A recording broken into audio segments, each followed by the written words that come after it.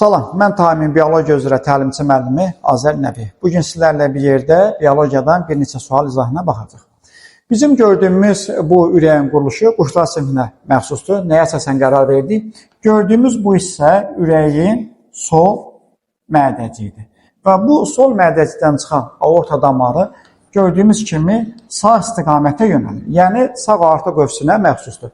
Deməli, sualdakı bu gördüyümüz ürək quşlara məxsusdur və ona əsasən bu verilən cavablardan doğru cavabı seçəcək. Birinci bənddə qeyd olunur ki, dişi fərdlərinin kloakasına asılan axacaqların sayı erkək fərdlərlə müqayisədə az olur. Deməli, erkək fərdlərdə İfrazat və cinsiyyət sisteminin kloakaya 4 axacaq asılır. Yəni, deməli, 2 toxumluğun və 2 böyrəyin. Amma quşlarda, dişi fərdlərdə yumurtalıq bir ədəd olduğuna görə 2 böyrək və 1 yumurtalığın olmaqla ümumiyyətlə 3 axar asılır. Və burada baxanda gördüyümüz kimi, deməli, dişi fərdlərin kloakasına asan axacaqların sayı erkək fərdlərdən müqayisədə az olur. Birinci fikir doğru. Erkək fərdlərin somatik hüceyrəsinin bir növbəsindəki xromosom müxtəlifliyi dişi fərdlərlə müqayisədə çox olur. Bu fikir yanlışdır. Səbəbi ona görədir ki, deməli, quşlarda erkək fərdlər homogamitdir, dişi fərdlər isə heterogamitdir. Bunlarda, dişi fərdlərdə cinsi xromosom müxtəlifliyinin bir vahidi artıq olması dişinin hüceyrələrində olan xromosom müxtəlifliyinin erkəkdən çox olmasına gətirib çıxardır. Burada isə tam əksinə, erkəklərdə çox olmasını iddia edir. Üçüncü sual. Təkamülcə xordallar tipinin ən cavan sinfidir. Bəli, deməli, ilk dəfə olaraq uçan onurğalılara biz mezozoy erasının Yura dövründə və əsl quşlar isə təbaşirdə rast gəlirik. Halbuki ilk məməlilərə isə biz rast gəlirik mezozoy erasının Trias dövründə. Deməli, üçüncü fikir də doğrudur. Çiyin qurşaqları 2 növ sümükdən ibarətdir. Bu fikir səhvdir. Çünki quşların çiyin qurşağında 2 kürək, 2 körpücük, 2 qarğı olmaqla 3 növ 6 ədəd sümükdən təşkil olunubdur. Və beləliklə bizim bu sualda düzgün cavabımız olur A bəndi 1 və 3. İndi sizə izah edəcəyimiz növbəti sualımız. Deməli, sərçə populyasiyasında cəmi 96 fərd var. Burada qeyd olunub. Bu fərdlərdə cəmi 72 yumurtalıq olarsa. Biz bilirik ki, quşlarda 1 yumurtalıq mövcuddur. Əgər 72 yumurtalıq mövcuddursa, deməli, burada 72 dişi fərd mövcuddur. 96 fərddən 72-si dişidirsə, deməli 24 fərd erkək fərd olmuş olur. Bu populyasiyada X cinsi xromosomlarının Y cinsi xromosomlarına olan nisbətinə baxırıq. Biz bilirik ki, erkək fərdlər homogamitlərdir və bunların hər hüceyrəsində 2X cinsi xromosomu var.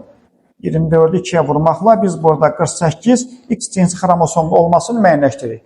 Quşların dişi fərdlər isə heterogamit olduğuna görə biz bunlarda 72 Y və eyni zamanda da 72 X cinsi xromosomlu olmasını müəyyən edə bilirik. Ümumilikdə götürsək, bunlarda 72 Y və topladığımız zaman isə 120 biz burada X cinsi xromosomuna rast gələ bilirik.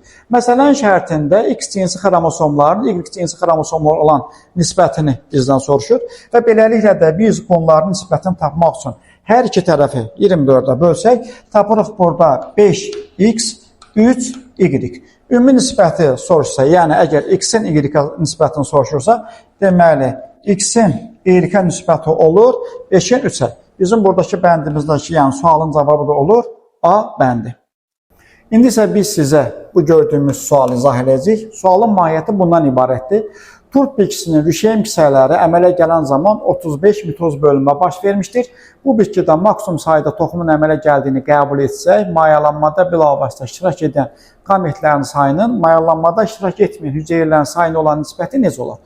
Ümumiyyətlə bilirik ki, bir rüşeym kisəsinin formalaşması zamanı 7 mitoz bölünmə baş verir.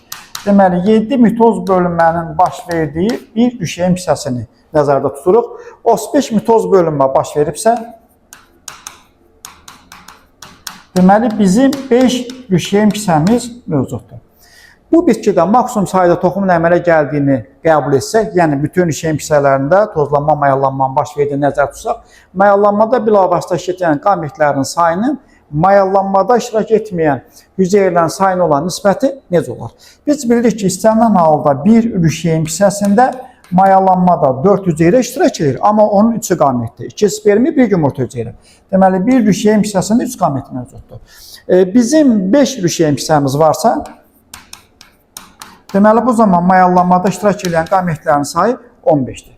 Əvvəlki dərslərimizdən də bilirik ki, bizim rüşeyin hissəmizdə 5 hüceyrə heç bir zaman mayalanmada iştirak eləmir. Deməli, bir rüşeyin hissəsində 5 hüceyrə, 5-ində isə 25 hüceyrə ümumiyyətlə mayalanmada iştirak eləmir. Və biz burada qamet sayının mayalanmada iştirak etməyən hüceyrələrin sayına nisbətini müəyyən eləsək, 15-in 25-ə, hər tərəfi biz 5-ə bölsək, 3-ün 5-ə. Və bizim buradakı sualımızın cavabı da olur, Y bəndi.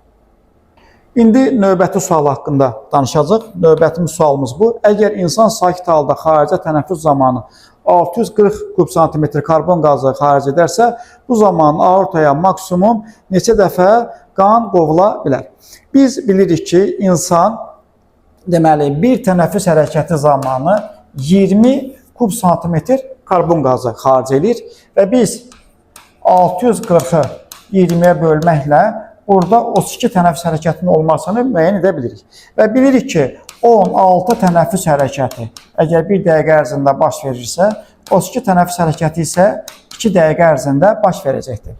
Və əvvəlki mövzulardan da bildiyimiz kimi insan 1 dəqiqədə maksimum olaraq ürəyi 75 dəfə döyünür, 2 dəqiqədə isə döyüntü sayı olacaq 150. Ona görə bizim buradakı sualımızın da cavabı olacaq C bəndi. Bugünlük sual izahı bu qədər. Növbəti video izahlarda görüşənə qədər.